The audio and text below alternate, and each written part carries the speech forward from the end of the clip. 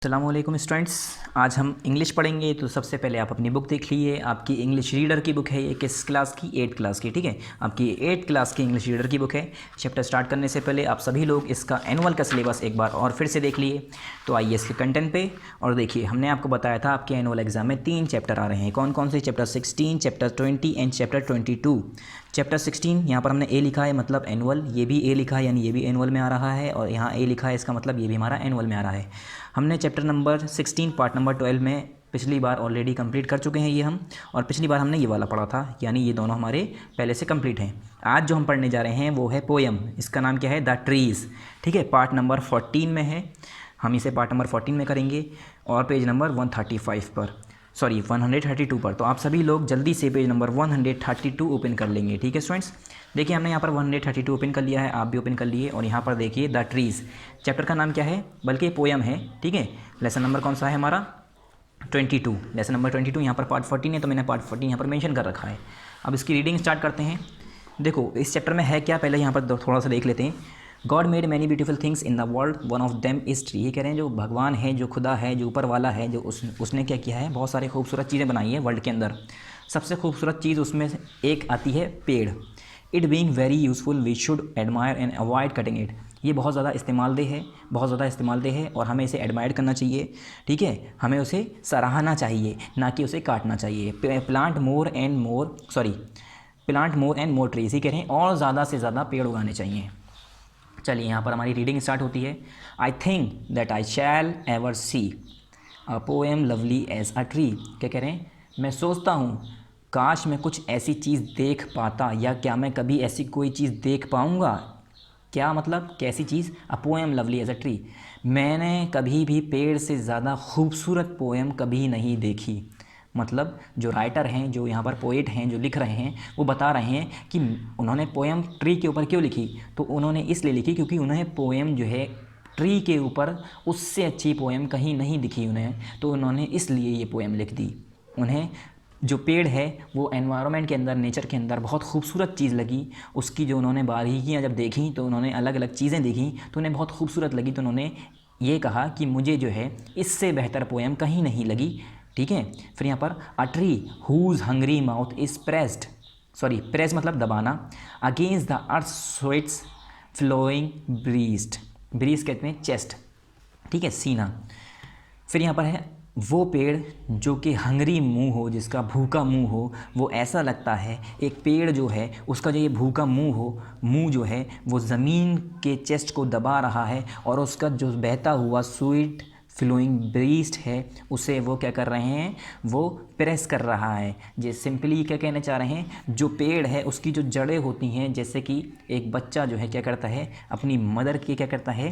Breast को सक करके क्या करता है? फीड करता है। माँ जो है उसे फीड करती हैं। ठीक है, मिल्क फीडिंग करती हैं। इसी तरह से जो ब्रीस्ट है यानी जो ज़मीन है वो क्या करती है? पेड़ों को पानी पहुँचाती हैं। ठीक है, इसी तरह से वो क्या करता है? जो उसकी जड़ें हैं उसे क्या कहा है? वो मुंह कहा है, उसका पेड़ का मुंह बताया गया है, जो कि क्या करता है? ज़मीन के अंदर से पानी खींच कर निकालता है। और वो किस लिए निकालता है? हमारे लिए निकालता है, अपने लिए नहीं। हमारे लिए ही तो फिर वो बाद में फूड की फॉर्म में, खाने की फॉर्म में हमें देता है सारी चीज़ें। तो यहाँ पर नेक्स्ट देखिए, अ tree that looks at God all day. वो पेड़ जो कि पूरे दिन अपने गॉड को देखता रहता है। अब हम ये कैसे कह रहे हैं कि ट्री जो है गॉड को देखता रहता है? तो आपने देखा होगा उसकी सारी ब्रांचेस जो हैं, यहाँ पर बात हुई है देखिए, and lifts her leafy arms to pray.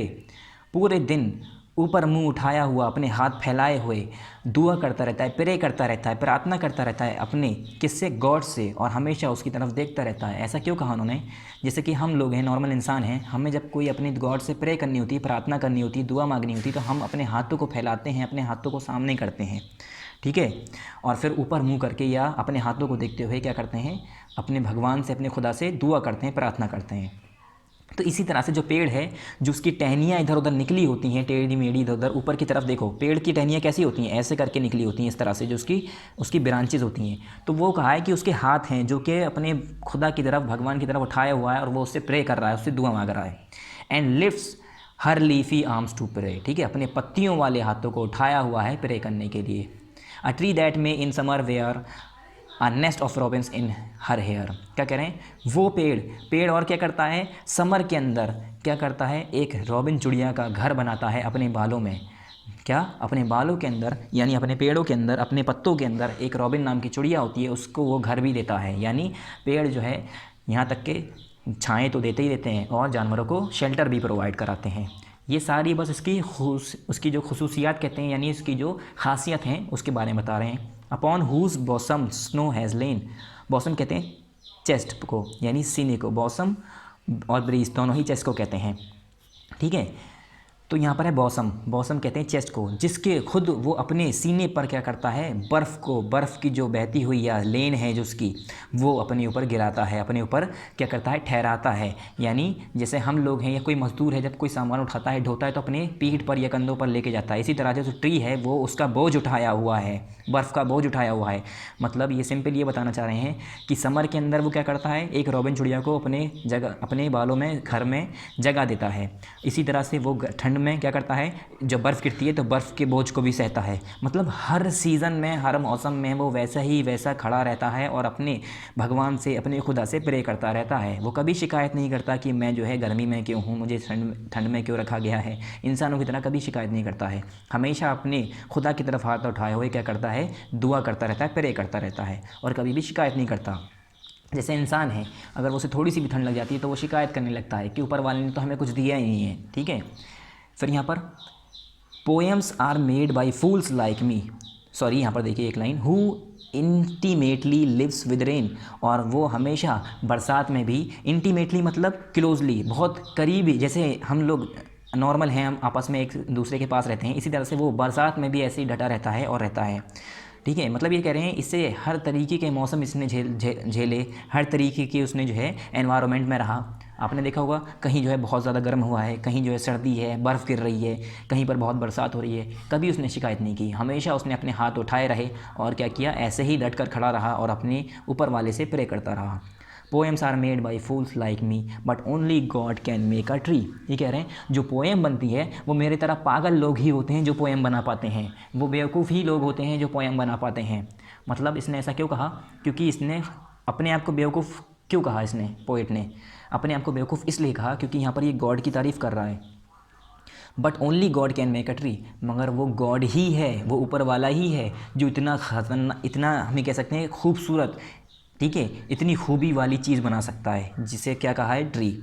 हम इंसान नहीं बना सकते, हम इंसान या मैं जो पोएट है वो ऐसी पोएम बना सकता है, बेवकूफ़ इंसान ही एक ऐसी पोएम बना सकता है, जैसे जो यहाँ पर पोएम हम पढ़ रहे हैं वही ये कह रहा है पोएट कि मेरी तरह पागल इंसान ही एक पोएम, बस पोएम ही बना सकता है। मेरी इतनी सोच नहीं है, मेरे अंदर इतनी कुव्वत, इतनी ताकत नहीं है कि मैं खुदा की तरह, ऊपर वाले की तरह एक पेड़ बना सकूँ।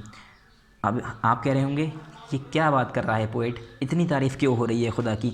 तो आप अगर एक किसी पेड़ के बारे में पढ़ेंगे बच्चों, ठीक है, जब आप कभी सब्जेक्ट पढ़ेंगे, बायोलॉजी साइंस के अंदर पढ़ते हैं, तो उसके अंदर हम अगर डीपली जाते जाएँ तो हमने ऊपर से बस एक पेड़ देखा है। अगर हम उसके पत्ती में भी पढ़ेंगे तो पत्ती में भी किताबें भर जाएंगी हमारी, मगर हम उसकी रिसर्च करते करते थक जाएंगे, मगर पत्तियों के अंदर चीज़ें नहीं ख़त्म होंगी पढ़ना। हमने तो ऊपर से बस पेड़ देख लिया है कि सिंपल पेड़ है, लकड़ी है, पत्तियां हैं, टहनी है और थोड़ी सी उसमें डालियां हैं, छोटी छोटी पत्तियां हैं और जड़ें हैं। हमें क्या पता एक पत्ती के अंदर इतनी सारी चीज़ें, राज छुपे हुए हैं जो हमें पता ही नहीं है, ठीक है। जब हम पढ़ते हैं तब पता चलता है। तो वही कह रहा है कि इस तरीके का जो पेड़ है वो खुदा ही बना सकता है, और जो पोएम है छोटी मोटी, ये मेरी तरह पागल इंसान ही बना सकते हैं। हम लोग नॉर्मल जो इंसान जो हैं, हम लोग इतने काबिल नहीं हैं कि खुदा की तरह हम कोई ट्री जैसे काम कर पाएँ। जैसे खुदा ने क्या किया है, ट्री बनाया है, तो हम उसकी तरह कोई ऐसा काम नहीं कर सकते। हम तो बहुत ही ज़्यादा छोटे हैं, कुछ नहीं कर सकते। तो चलिए यहाँ पर रीडिंग कंप्लीट। अब आइए इसके यहाँ पर एक्सरसाइज पर। तो यहाँ पर है सिंपल, इसमें से कोई वर्ड उठा के यहाँ पर हमारे अल्फ़ाबेट्स लेके नए वर्ड बनाने। तो यहाँ पर थिंक है, हमने इंक बना दिया, वेयर है, एयर बना दिया।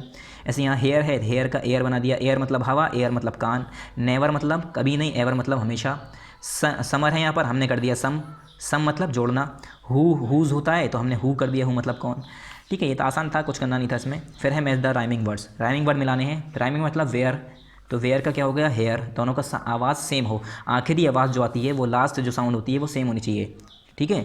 मैंने जैसे कहा कि कहाँ, वहाँ, तो हाँ की आवाज़ सेम आई ना दोनों में, तो इसी तरह से सी, ट्री, ई की आवाज़ सेम आई दोनों में। लेन, रेन, दोनों में एन की आवाज़ आई। डे, प्रे, ए की आवाज़ दोनों में सेम आई। तो इस तरह से हमारी क्या हो गई, राइमिंग वर्ड हो गई। तो अब इसे मैच कर लिए। लास्ट पार्ट हमारा रह गया है आंसर दी फॉलोइंग क्वेश्चंस। तो ये मैंने कॉपी में कर रखे हैं आप सभी के लिए, आप सभी लोग इसे कॉपी में देख लिए। तो इसे आप पहले देखिए यहाँ पर कॉपी में क्या करना है। सबसे पहले आपको पार्ट लिखना है, उसके बाद लेसन नंबर लिखना है, उसका नाम लिखना है चैप्टर का, द ट्रीज़। तीनों को अंडरलाइन करने के बाद हेडिंग डालेंगे exercise C, answer the following questions. ये है ना exercise C. Question number first क्या है, who only can make a tree. कौन ही खाली एक ऐसा है जो ट्री बना सकता है। तो कौन है वो, कौन है वो। Answer number first who only can make a tree. यहाँ पर क्वेश्चन लिखने के बाद answer first, only God can make a tree. ठीक है, only God can make a tree, खाली ऊपर वाला ही बना सकता है। हम लोग के बस में नहीं है कि हम पेड़ उगा दें, पेड़ बना दें। ठीक है, उगा सकते हैं बीज बो के, अब वो बीज भी कहाँ से आइए, ऊपर वाले ने दिए। Question number two write some uses of trees. Trees के कुछ इस्तेमाल लिखने हैं। तो देखिए आंसर, ट्रीज़ प्रोवाइड फूड, हमें खाना देता है। प्रोटेक्ट द लैंड, ज़मीन को बचाता है। कैसे, सॉइल इरोजन से। हेल्प अस ब्रीथ, हमें सांस लेने में मदद करता है। ये अस लिखा है बच्चों, अस। प्रोवाइड शेल्टर, काफ़ी जानवरों को घर देता है। छाया देता है, शेड देता है। एनकरेज बायोडाइवर्सिटी, बायोडाइवर्सिटी को इंकरेज करता है, बढ़ावा देता है उसमें। कंजर्व वाटर, पानी को बचाता है। ठीक है, अगर ज़मीन में पेड़ ना हो तो पानी का लेवल भी कम हो जाता है। ठीक है, आगे जाके आप पढ़ेंगे। फिर यहाँ पर क्वेश्चन नंबर 3 है, क्या है question 3, how does a tree pray to God. एक पेड़ कैसे गॉड से प्रे कर सकता है। जो पोएट ने कहा है तो कैसे करता है वो देखिए। The tree lifts her leafy arms to pray, अपने पत्तों वाले हाथों को, बाजुओं को फैलाए उठाए हुए वो प्रे करता है। This symbolism use to represent different people of the earth praying to God. ये चीज़ इससे क्या शो की गई है कि जैसे ट्री है वैसे ही इंसान जो है, अलग अलग जगह के लोग जो हैं गॉड से प्रे करते हैं। तो वो चीज़ इसमें सिम्बलाइज करनी चाहिए, बतानी चाहिए इन्होंने, पोइट ने। क्वेश्चन नंबर 4 यहाँ पर उतारेंगे, क्या है question number 4, what does the poet wish to see in the first stanza. पहले स्टेंजा में पोइट क्या देखना चाहता है। तो देखिए मैं बताता हूँ। क्वेश्चन उतारने के बाद यहाँ पर answer, poet wish to see a lovely poem as a tree. Poet जो है एक ऐसी खूबसूरत पोएम देखना चाहता है जैसे कि एक पेड़। जब वो पेड़ों को देखते हैं, देखिए अगर हम लोगों के लिए नॉर्मल लग रहा है कि ये पोएम जो है ट्री को देखना चाह रहा है, लवली पोएम कोई ट्री कैसे हो सकती है। तो देखिए जब पोएट ने ये पोएम लिखी होगी तो उससे पहले उसने पेड़ों को ऑब्जर्व किया होगा, देखा होगा पेड़ों के अंदर क्या खासियत है, उसकी एक एक बारीकियों को जांचा होगा, चेक किया होगा, देखा होगा। उसी चीज़ों को देख कर उसने अपने नज़रिए को लिख कर हमें समझा दिया। तो वही कह रहे हैं, he is saying that he never see a beautiful poem as tree ever before. और वो ये कह रहे हैं कि मैंने आज से पहले इससे बेहतरीन खूबसूरत पोएम कहीं नहीं देखी जैसे कि पेड़, इससे पहले। ठीक है, अब पेड़ को पोएम क्यों कह रहे हैं, क्योंकि उसी पेड़ से ही तो उन्होंने देख के पोएम बनाई है। तो उन्होंने पहले वो समझ लिए, वो ये कहना चाह रहे हैं कि मैंने ये पोएम पहले पढ़ी, कैसे पढ़ी, पेड़ों को देखकर, और वही चीज़ हमें उन्होंने बता दी। उसके बाद यहाँ लिखेंगे आप एनुअल कोर्स कंप्लीटेड। ठीक है, बुक में कॉपी में दोनों जगह एनुअल कोर्स कंप्लीटेड लिखने के बाद आप आ जाइए वापस कंटेंट पे, यहाँ पर भी लिख लिए एनुअल कोर्स कंप्लीटेड। ठीक है स्टूडेंट्स, यहाँ पर आइए इसके कंटेंट पे जल्दी से। और देखिए हमारे कितने चैप्टर मैंने बताए थे आपको, चैप्टर नंबर 16, 20 एंड 22, ये तीनों चैप्टर आपके एनुअल एग्जाम में आ रहे हैं। यहाँ पर भी आप जल्दी से टिक कर दिए। फाइनली हमारे यहाँ पर इंग्लिश का सिलेबस भी कंप्लीट हो गया। सो स्टूडेंट्स आप एक बार दोबारा देखिए, कोई गलती नहीं होनी चाहिए। सिर्फ चैप्टर 16, 20, 22 आपको एनुअल के लिए पढ़ने हैं। कौन कौन से, चैप्टर 16, चैप्टर 20 एंड चैप्टर 22। किस में है आपका, ये एनुअल एग्ज़ाम में है। किस में, ये आपका एनुअल का सिलेबस मैं यहाँ पर लिख देता हूँ, ANNUAL। ठीक है, ये थोड़ा लाइट हो रहा है, मैं दिखाता हूँ आपको। देखिए ये है हमारा एनुअल का सिलेबस बच्चों, कौन सा, 16, 20, 22 जो मैंने पढ़ा है। So students next time next chapter with next books हम नेक्स्ट टाइम पढ़ेंगे। So thank you very much. अस्सलामु अलैकुम।